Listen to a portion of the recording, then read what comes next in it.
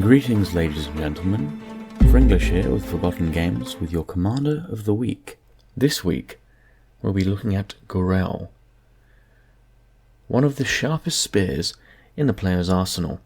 He is the only dedicated spear tank, and is absolutely essential for anti-cavalry free-to-play formations. Gorell is said to be a leader of the Free Folk, and a powerful warg.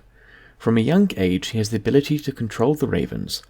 He wields a staff made of werewood that he believes enhances his warg abilities.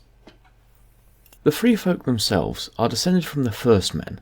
As they are inhabitants of the North, they were, essentially, the people unlucky enough to be living north of the Wall when it was constructed, over 8,000 years ago. Besides the shared ethnic heritage, their common descent means that there are many cultural similarities between the Wildlings and the Northerners. The Wildlings are much closer in lifestyle and habits to how the First Men lived thousands of years ago, though they lack the level of political organisation that the First Men possessed. As the North has come under some cultural influence from their Andal neighbours, who invaded southern Westeros 6,000 years ago, and particularly since the Seven Kingdoms were united into a single realm during the Targaryen conquest, the Free Folk have made many attempts to invade the Seven Kingdoms since the construction of the Wall. Jon Snow mentions that there have been 6 such noted invasions in the last 1,000 years, before Mance Rayder.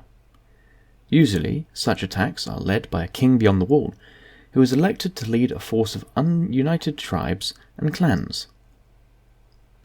Despite the bravery and perseverance of the Free Folk, all attempted invasions of the Seven Kingdoms have failed, as those who live north of the Wall lack the weapons, training and organisation to defeat their southern counterparts.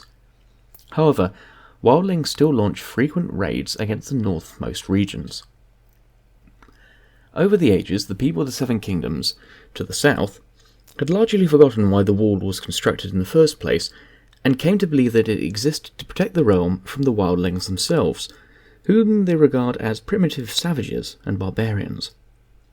The Free Folk themselves consist of a wide variety of many fractious tribes and village dwellers, some reasonably refined and others savage and hostile.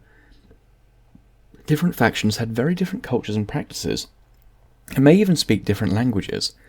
They spent most of their time fighting each other, aside for the times when they were united by a king beyond the Wall, most recent of which being Mance Rayder. The Free Folk worship the old gods of the forest, like their distant cousins in the north. Unlike in the Seven Kingdoms, not much difference is made in between women and men in the Free Folk society.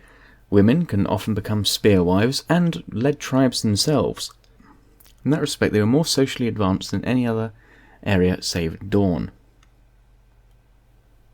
The major difference between the Free Folk and the feudal society of the Seven Kingdoms is that the Free Folk do not recognise a class of hereditary nobility in the society. They take great pride in their free status, and belittle the Southerners by calling them kneelers, because they physically kneel to the men who they don't choose to rule over them.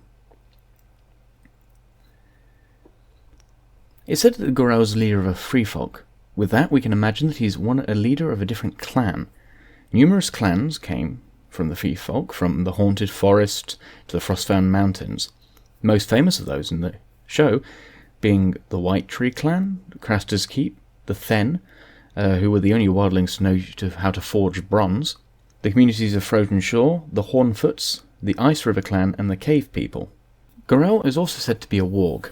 A warg is someone with an ability that often starts off as vivid dreams, in which the person sees and perceives the world through the senses of an animal. Over time, with practice, a warg can enter the mind of an animal at will. A warg's human body will become comatose, and when his consciousness leaves, it to enter the mind of an animal, and his eyes will glaze over until his consciousness returns to his body. This makes them perfect scouts, and very useful for the Wildling armies. One famous warg in the show is Orell, one of Mance Rayder's followers, who's killed with Jon Snow but lived on in the body of his eagle. That's why the wargs are sometimes called twice-lived. Gorell's medals can be obtained from 215 and 49. He comes relatively early at a time when you don't have a good combat spear hero, especially for the front line, and is indispensable for most formations, especially when going against a cavalry commander or cavalry horse. Gorell himself is blessed with an extremely robust constitution.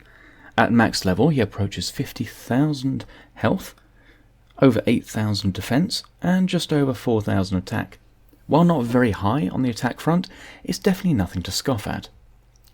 His specializations himself increase iron production, which is mediocre.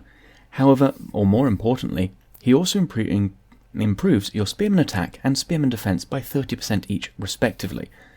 This is a rather large boost for anti-cavalry armies, especially as spearmen have the highest base attack of a frontline troop, allowing the attack to be even more potent. Gorell's skills are extremely useful as well. His Shattering Claw ability deals over 5,000 damage to all enemies in range, stuns them for 3 seconds. This is a line ability, allowing you to stun an entire row. Paired with someone like Soren, who deals a lot of damage in a row as well, you can often clear a line, allowing your troops to gang up on the further enemies. His second ability activates when he dies, dealing over 2,500 damage to all opponents and reducing their accuracy for 5 seconds. As is a tankier in the front line, him dying not only weakens the enemy, but means your other troops survive longer, making a very good combo in the werewood, or even sometimes in the training grounds. His ability Eagle Eyes means that Gorell can enter the body of a hawk and at the start of battle to scout the enemy. He adds nearly 2,000 to defense, and 20% to control resilience of all allies for 15 seconds. So the first half of the battle, not only does he increase the defense of all allies, making them stronger, take less damage, but the 20% control resilience can be very important. In the case of Rob's 5-second stun, that removes an entire second of the stun duration, if it goes off, meaning your troops can recover quicker. Finally, his last ability adds 200 to command. Well, that's not a lot, that's still a 10% increase in his health and defense, making him even tankier. Apart from that, Gorell doesn't really have any specific abilities that work well. His low strategy, however, means he pairs very well with buff units, such as Tyrion or Genie. Overall, Gorell really is a must-have, especially for free-to-play players. One of the only spearman commanders, you need to grab him for that reason alone. The fact that he's an extremely competent tank with another stun ability makes him invaluable in the werewood. It's where he really shines, as on your front line you can have Rob, Gorell and Chris giving you 3 stunners as tanks, and 1 of each type, allowing you a lot of flexibility in your strategy. For that reason alone, I'd recommend getting Gorell rather early. Start unlocking as soon as you can, and you should ideally get him to gold round about the 40 million, 50 million mark. I hope you found this video useful. If you have, please like the video and subscribe down below, it really helps us out. I'm English with Forgotten Games, and I'll see you next time.